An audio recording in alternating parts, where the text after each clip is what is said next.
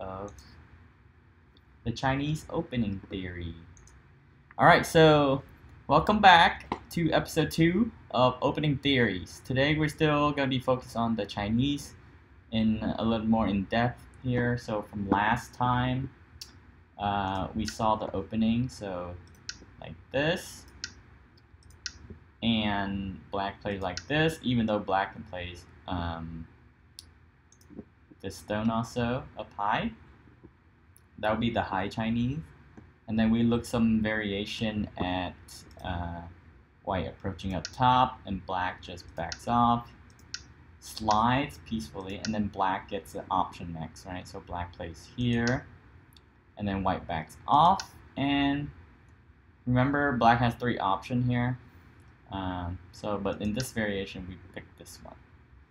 And then we explore some variation in here. So if you haven't seen the first video, I recommend watching that, and then come back and watching this one if you haven't, or if you've forgotten.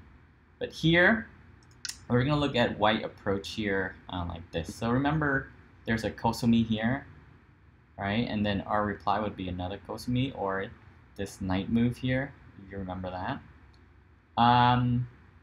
But today we're going to be looking at when black plays here, which is a pretty common joseki here from the 3-4 corner, except there's 2 black stone here. So typically you would hane, black pull back, and you connect, right? And black jump, something like that, and you would jump. But now you don't have a jump here. So of course you don't want to connect, because then that'll be silly, because you have no follow-up to that. So instead, in this situation, you want to play light, because that creates... Black can't cut here, the ladder is good for us, right? So it's stay light, and then like it has some pressuring moves here. So black is going to protect his points down here, while still keep up the pressure. And then white can follow up with this. And you remember this big knight move here, right? The other knight move is right here, so you can press, right? The old one. This one's just capping at the top. So there's that. This is one way to play and stay in light for white, okay? Another option that white can have is, instead of playing that, you can just play this knight move again, right? So if black defends, then you can just play here, and that creates the shape, right? He's not going to cut here, because the cut variation is very, very bad for black, and black's not going to want to play that.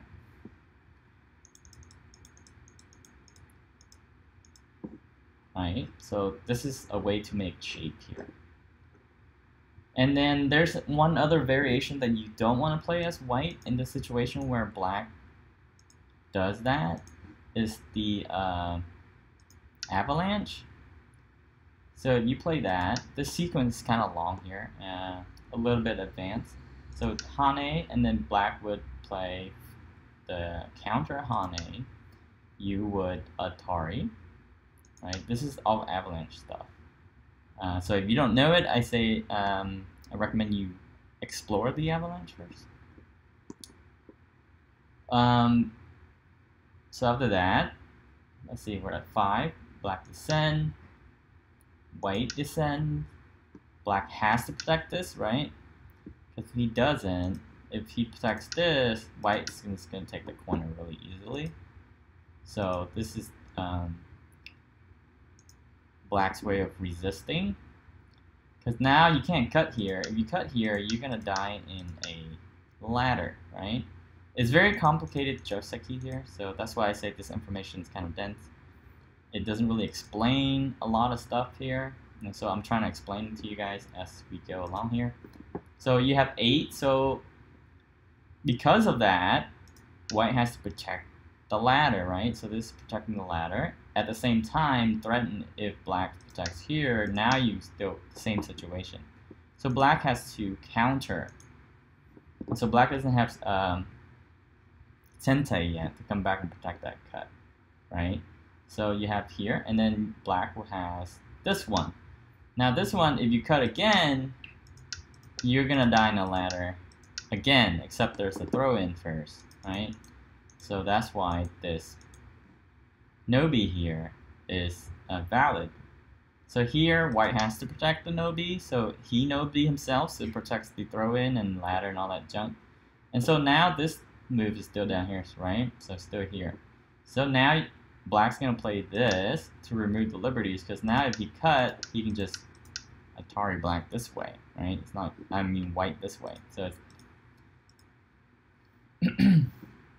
so after that, after the descent, white will cut though, because he's gonna get sente back, because black can't play this way, because then you just Atari and play like that, right? So has to Atari from the right side and keep pushing here. So after he Atari, then black comes back and capture this, right? So typically this kind of result is okay in an open board, like if the side pieces wasn't there. So these two stones here makes a huge difference why you can't play this variation, because usually white's supposed to get the outside influence, but there's no influence to be had here because black stones already occupy all this space. So this variation is no good for white, so can't play that in this situation. I hope that makes sense. And then now we're going to illustrate the difference between these stones. So remember we say black has option here. Black can play 1, 2, or 3, right? So what's the difference when black stone plays? So I play here or here, but let's say black plays here. What's the difference? Well, we're gonna illustrate with just one of the pattern from the last video and show you guys the difference here. So approach, Kosumi, counter Kosumi, then black plays this. You remember this, right? Instead of sliding underneath, place a counter here, right? So then white's gonna play 4, 5, 6, up to here is all very natural. 7, 8, and then 9, 10, 11, 12. So you've seen this in the last video, right? But the difference is because this stone, this marked stone here is one space closer when black plays, I forgot the grid the whole time. When black plays this stone is closer to this stone, so now it can support each other and attack this a little bit more harsh. Now, if you imagine this stone being like here or here, then this stone is not as strong. It's just a weak stone next to white's wall, and it'll get attacked, right? So the difference you can see here, just one space to two space makes a huge difference in this situation like this, right? He wants to blitz. And no blitz today.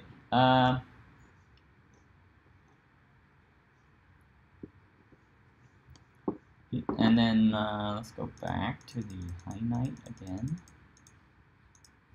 So here, black has also another option to play here, and then white will play this natural move, poke in, take 6, and instead of trading all that other stuff here, black can just slide in here. White has to protect the corner, and then black comes back and finish the shape off like this. Right? So this stone being here, this pattern has a weakness here, right? But this stone being in the middle, not so much weakness, so it's like, it's okay. If it's close to here, there's gonna be a weakness here, right? So you can see the stone placement. I need to block that. The stone placement is very important. Your extension is, so you have to think about this stuff ahead of time, just in case later on it comes down the road. So this stone on either side would be bad, but this is like perfectly placed here, right? Okay, moving on to the next part. So let's say if you do this and black does this, but the stone, oh, the illustration is like, you gotta change the stone. So let's say black plays the stone here, close to the corner, right? So if you say, oh, this stone just, the difference is just one move, right? one line. But if you play here now, it's not that good because black will play this. You play Kosumi, and then black will push this time instead of playing the other move, right? This one earlier, so he'll push, and then you don't have room to make shape anymore. So you play 4, he'll play 5, you play 6, and he'll play 7. So your shape is not that great, but black is getting a lot of solid points. So this move here changes the corner option up a lot. So white can't play like that. So white needs a new idea. If black plays this stone, that's close to the corner. So he kind of enclosed the corner already. So what can white do here? So you remember when I said in the last episode that like the further the stone is, the more it helps this corner, but the less it helps this stone. So the correct strategy here for white would be to exploit this stone. So the correct move here would be 1, and then black will jump, or black will take the corner.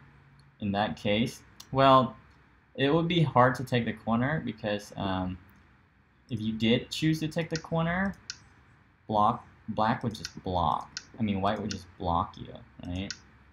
And then you play, maybe in this situation it's better to connect here, but if you play here, white can just block you off to outside like this, and you still have to kind of live here. It's kind of painful, right? And then like white's center of influence is pretty good. Like you get like 8 points into the corner, maybe even 6, but depending on endgame. But white's getting a lot of influence on the outside, so it's not good. So here, black kind of have to jump here, and then so white will jump also. But before that, white will kick first. Make sure you can't come in the corner, because now that you jump out, it kind of killed the influence. Now taking the corner is good, right? So if you just jump, then black's going to take the corner now. Now you play the same way.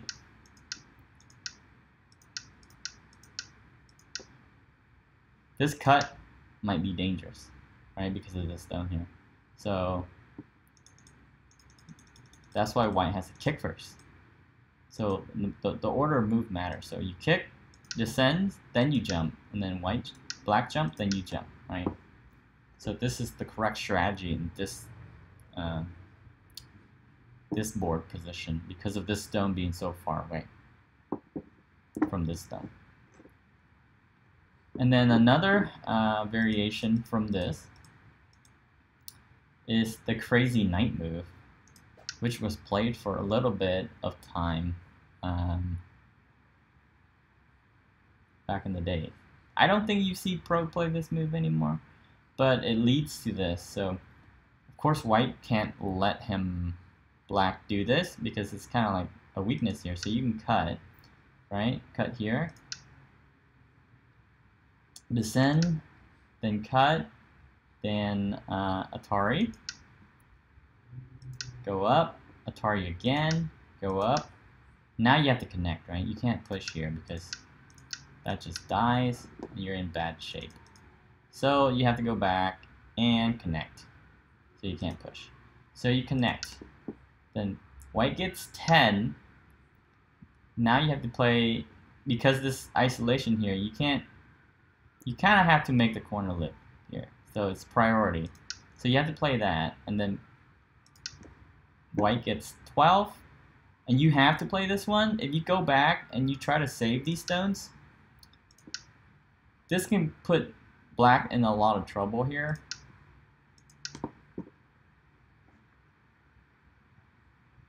Like this. Not sure if that will be able to live, to be honest. So you have to play this one, right? You can't play that one. So black takes a pretty large corner, almost 16 points, which is not bad. But then white gets to play this one and capture this and get a really nice thick position outside. So it's a fair trade, kinda, but the board position wise, I kind of prefer white on this one.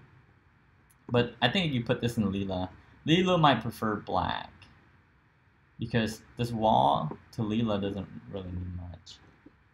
But then again, I don't know, because these stones are captured, so it's really hard to attack this wall. I think like AI usually like to attack that wall, but then here black gets sente and plays here, right? So it's kind of fair. It's kind of fair. Another response that white can have is just not playing out the sequence, but playing. Actually, I haven't seen the sequence. I wonder if you tried during game, you can play it out like that. Maybe. So after the cut, you do this. White can have an option like this, even though the result's not going to be great for white, because now black's going to take Atari, and then black's not going to connect because that makes really good shape for white, actually. So black's actually going to play here. So if white takes, black's is not going to connect either because that's going to be good shape again for white. So white gets a huge corner and black doesn't get very much in return. Actually, what black's going to do is descend here and play the ko. Then white take and then the ko. So now if you cut, this ko is favored to black because at the beginning there's no ko, black takes first. So during the opening you have to remember there's usually no ko during the opening. So if you fight for a group right away, you're going to lose that ko because there's no ko at the beginning. So you can't play that. So you would have to connect, and then black would like maybe connect or cap this stone. And then the position's not great for white because black gets really thick. Maybe connection's probably better here. But black's really thick and the slide is still possible. So black can lie in endgame wise, and this is very small compared to this outside wall. So here, this is not a very good result for white. So white can't play like this. White would have to choose the other one. And then there was also a very interesting response to the knight move, which is white plays his own knight move, which is like some high level stuff, right? And so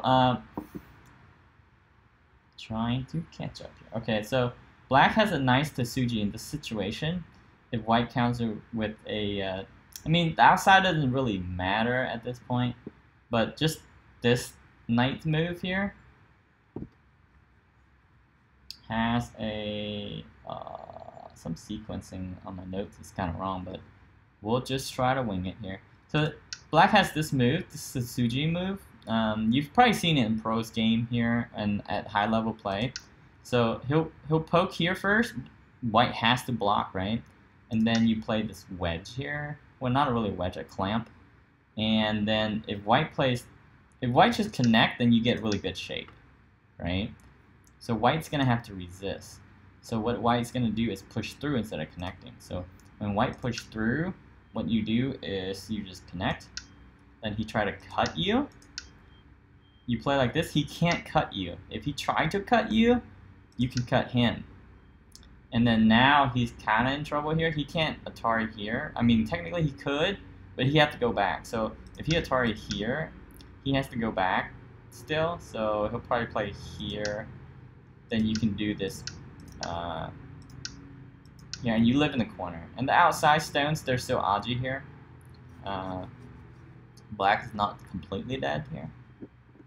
So this is one sequence where black can just take the corner like that. So remember this combination. This is a really nice combination if people try to resist. But you need the knight move here, right?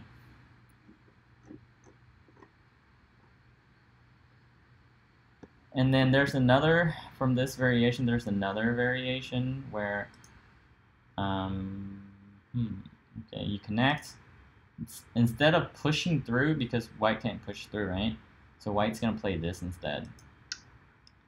To take the corner, to block you. So now white can cut, right? So now if you don't do anything, white's can push through and cut these three stones. So black's going to have to play that, and white doesn't want black to play this. So let's say white plays something like this. Blacks get out in pretty decent position here. Or I can just leave that and take the corner, right? A lot of option. So white doesn't want that, so white plays this. Because now, but I think now there's a lot of attack here for this white group here. So you can play, oh, and then in this position, there's actually a nice Tsuji. Even though you're probably not going to see it in most games because it's so advanced. But there's a nice Tsuji here. The most typical cut would be here, right? Like this, and then like something like that, right? And force white to live inside, small. But actually, there's a nice, I forgot which pro play it, but there's a nice Tsuji here. Because if you play 2, blacks settle the shape, you have to connect, and then black's gonna keep on attacking you, right? You don't want that. Alright, and so now we're gonna move into a different pattern where we're going deep down the rabbit hole of this Chinese opening, I tell ya. So white plays 7.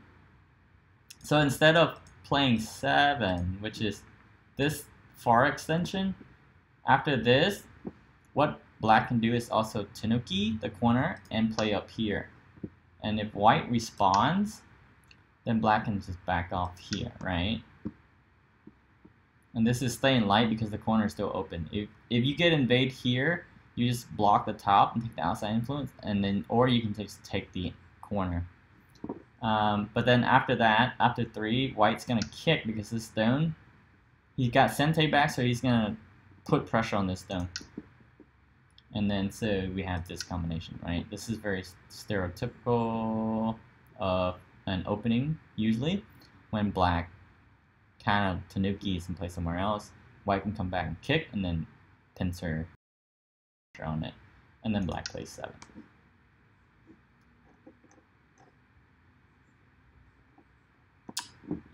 Another variation for white, instead of the kicking, if you don't like that combination, which I kind of don't prefer that one. That one doesn't seem like white's doing much. Instead of kicking, you just, after black plays d10, you can come back and play this one. So you're threatened to block in, right? So white has to counter and make sure you don't block in. So white will, black will most likely close the corner off. Then you can kick. Black will close the corner off, and then you can take this nice big point here. So it's similar to the other side, but now you've got 2 stone here, and you kind of limit black down a little bit. So that is it for this episode. Hopefully the episode wasn't too long. So that was episode 2 of exploring the Chinese opening and just opening in general. So there's going to be 16. If you like it, give it a thumbs up. It shows support, and it's just, keep me going making these content. So that's episode 2. And so now we're just going and play some games. Yep. It's okay, Koro. These are going to be on YouTube. These are going to be on YouTube, and you can catch up there. But now we're going to play games. And I feel like playing 5-Dan game tonight, so we're going to play 5-Dan's game. Alright, here we go. That was fast. Pretty enjoyable night of streaming so far. Let's get the coordinates up, and oh, he's going first, so we'll wait for him to go first.